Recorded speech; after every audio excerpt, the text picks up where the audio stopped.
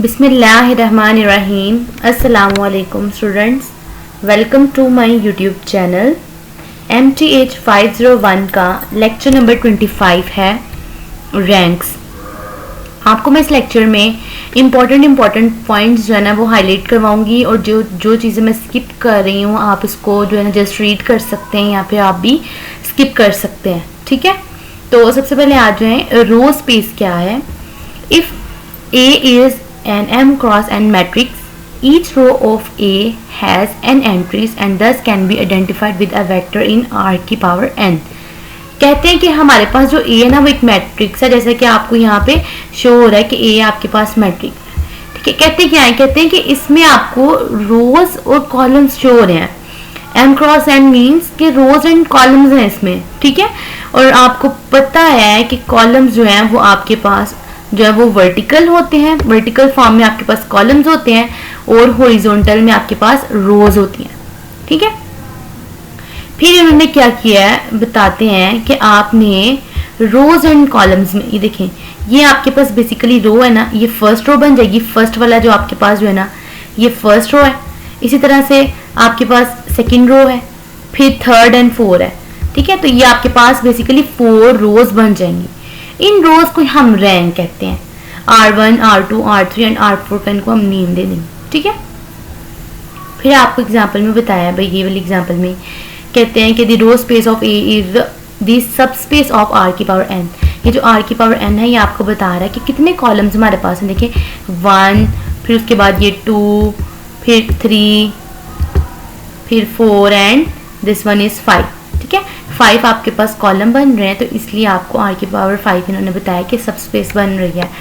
और हमारे पास रोज कितनी बन रही हैं, रोज आपके पास 4 रैंक्स बन रही हैं। ठीक है, तो फिर कहते हैं नेक्स्ट देखें एग्जांपल है, एक ही आपको मैट्रिक्स दिया है, इसमें कितने कॉलम्स हैं, इसमें आपको 3 कॉलम्स नजर आ रहे हैं। ठीक है, एक ये वाला कॉलम है 2 एंड 3 का, फिर 1 एंड -1 का और 0 और 4 का। तो आपके पास 3 कॉलम्स हैं, लेकिन रो कितनी है, रो आपके पास 2 है। एक 2 1 0 की रो बनी हुई है और एक 3 -1 एंड 4 की। तो आपके पास रो 1 2 1 0 और रो 2 3 -4 एंड 1 है। ठीक है, तो रो आपके पास क्या होगी, स्पैन R1 एंड R2 होगी।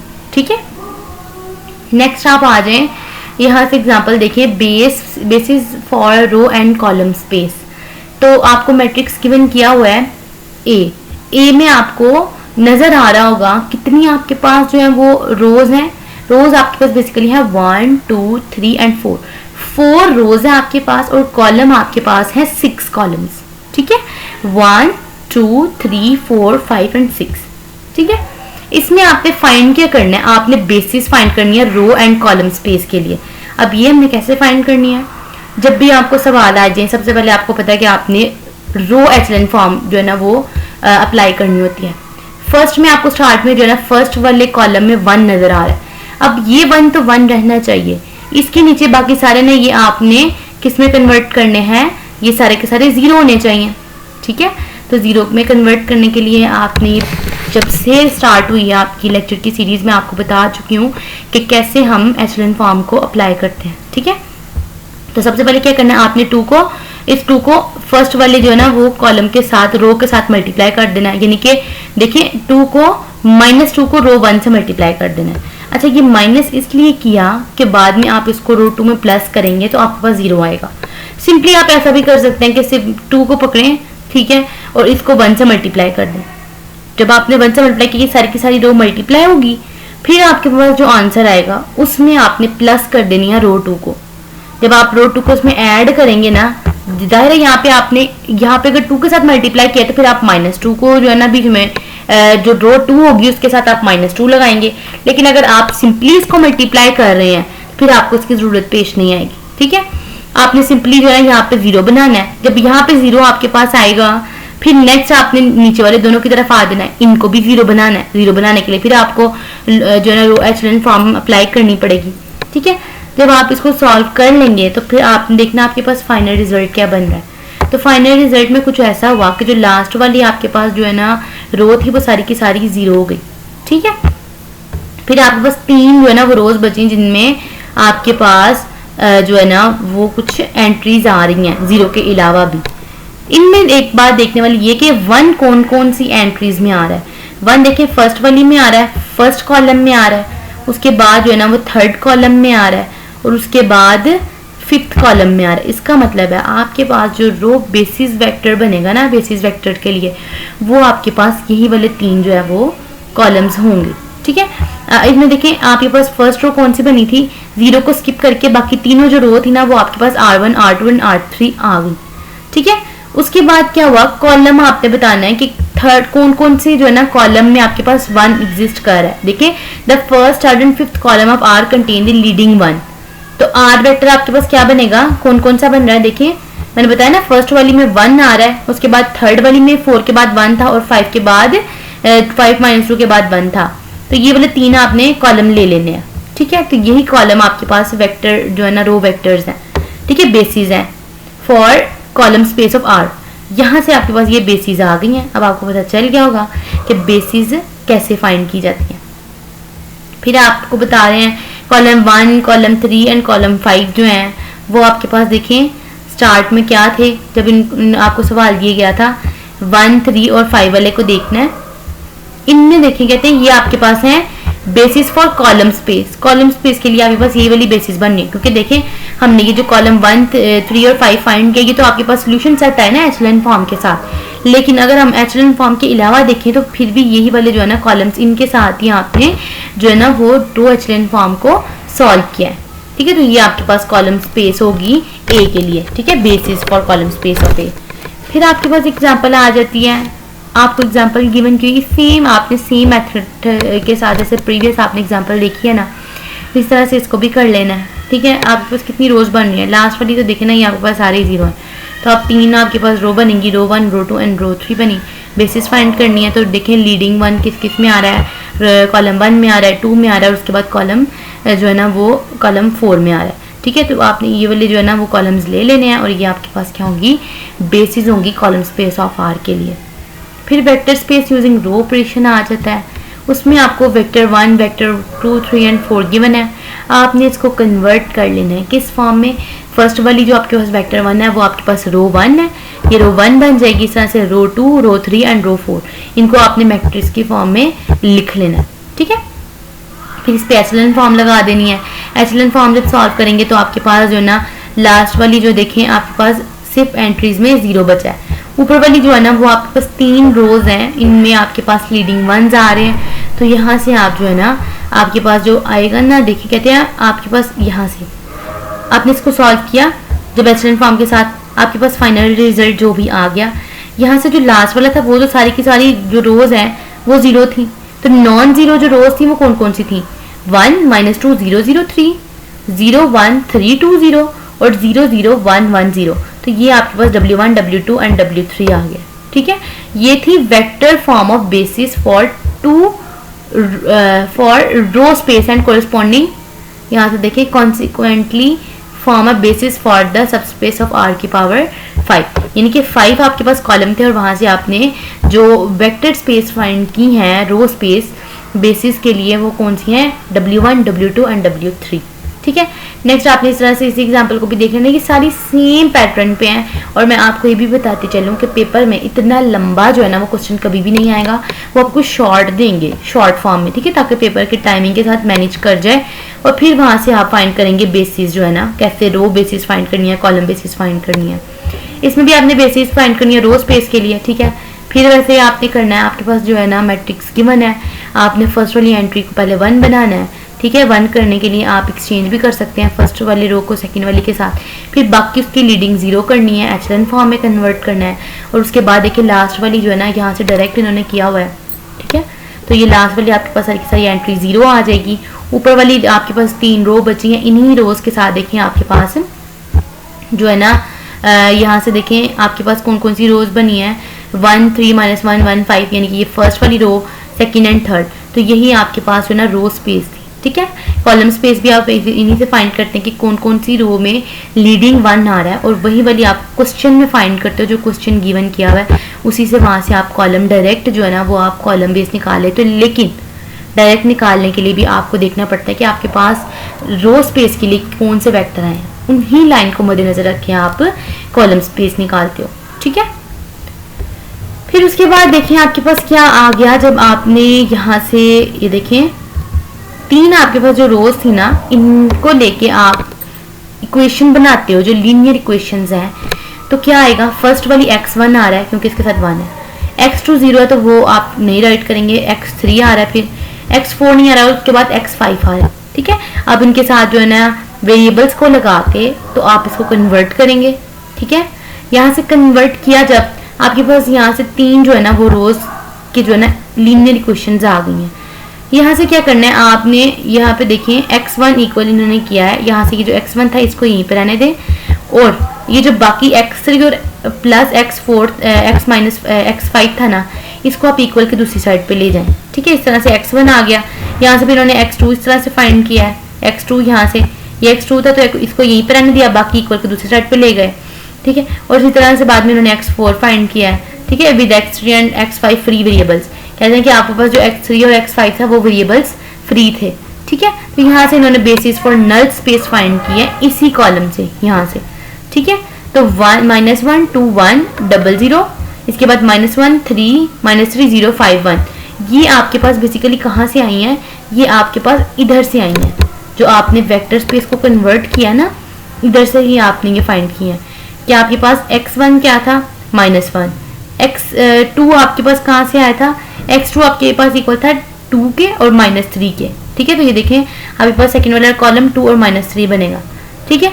तो उसके बाद आपके पास जो था x3 फाइंड करने के लिए आप x3 को यहीं पे रखें, और बाकी की जो वैल्यूज है ना यहाँ पे 2 और x की जो x की 3 x की 5, इसको इक्वल के दूसरी साइड पे ले जाएं।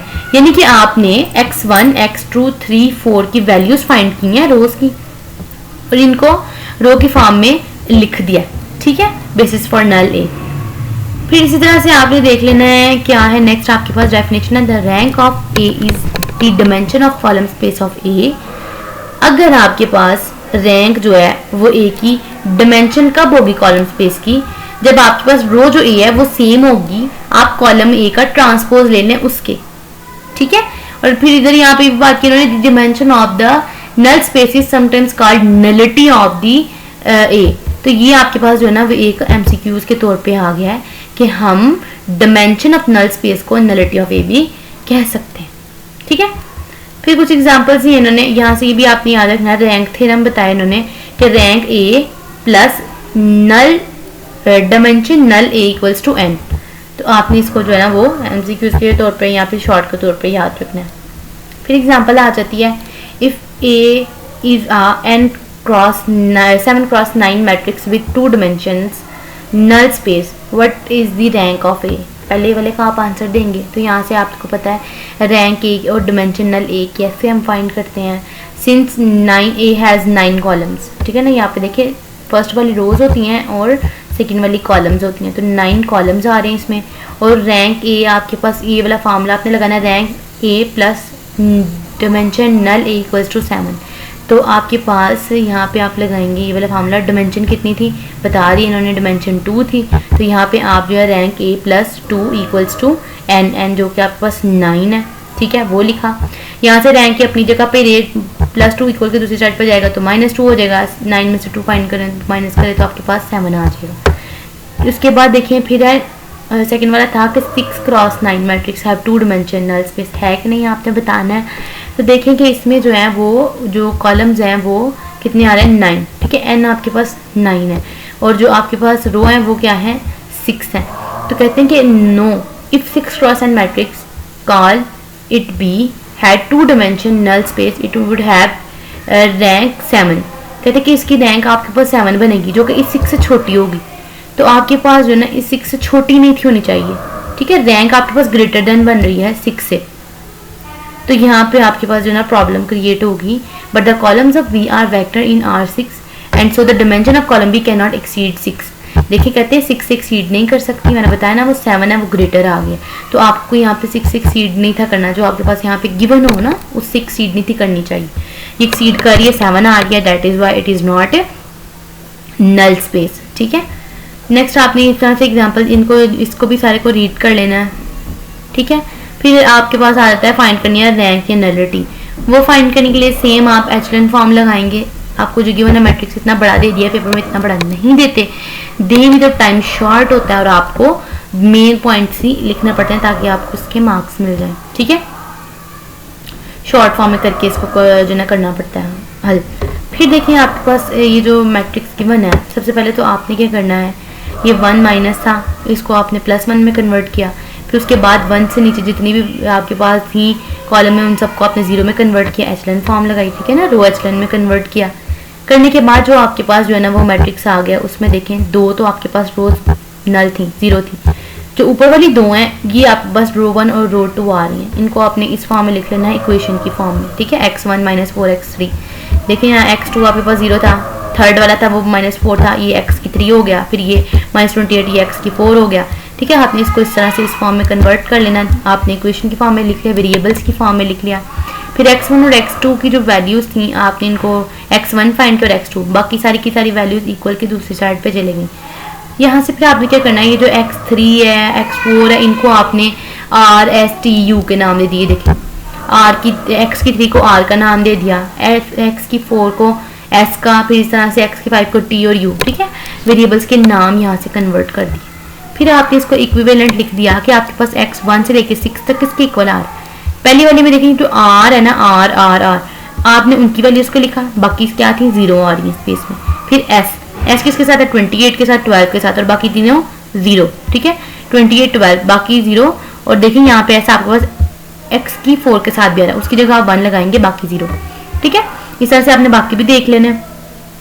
ये आपके पास जो है ना 4 vectors of right side of 3, कहते हैं दी 4 vectors on the right side of 3 form a basis for the solution space. कि आपके पास जो 4 वेक्टर है ना राइट साइड के, वो क्या बना रहे हैं, बेसिस बना रहे हैं सॉल्यूशन स्पेस की। ठीक है, मैट्रिक्स देखिए आपके पास नलिटी कितनी आ रही है, 4। कितने मैट्रिक्स थे आपके पास जो है राइट साइड पे, वो 3 फॉर्म बेसिक्स बना रहे हैं। वो आपके पास देखिए ना, आपके पास जो लास्ट वन है यहाँ से x की 4 x की 5 एंड x की 3 राइट साइड से अगर हम देखते हैं तो आपके पास कितने मैट्रिक्स हैं, वो कहते हैं सॉल्यूशन स्पेस में आपके पास बेसिस बना रहे हैं। ठीक है, तो वो आपके पास 4 मैट्रिक्स बेसिस बना रहे हैं। वो आप लिखेंगे कि नलिटी A आपके पास कितनी है, 4। ठीक है, फिर देखिए मैट्रिक्स ए आपके पास जो गिवन है उसमें कितने कॉलम्स थे, 6 कॉलम्स थे। अब आपने वही रैंक नलिटी फाइंड करने वाला फार्मूला लगाना है, rank A plus nullity A equals to 2 plus 4 equals to 6। ठीक है, वो एन आपके पास फार्मूला पीछे आपने जो है ना यहाँ पे देखा है, उस फार्मूले को मद्देनजर रखते हुए, कहाँ गया ये वाला फार्मूला, इसको मद्देनजर रखते हुए आपने इनकी वैल्यूज को पुट करना है, तो आपके पास इसका आंसर आ जाएगा।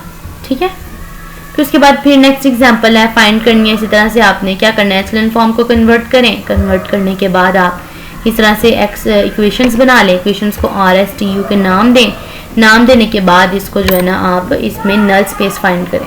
ठीक है, नलिटी ये वाला लास्ट में आपने रैंक देखनी, कितनी रैंक्स आ रही है, नलिटी क्या आ रही है, तो फाइंड कर लेना। नेक्स्ट वाले क्वेश्चन है वो भी सेम वही पैटर्न पे जो मैं आपको समझा चुकी हूँ, शॉर्ट के तौर पे आपने इनको रीड कर लेना है।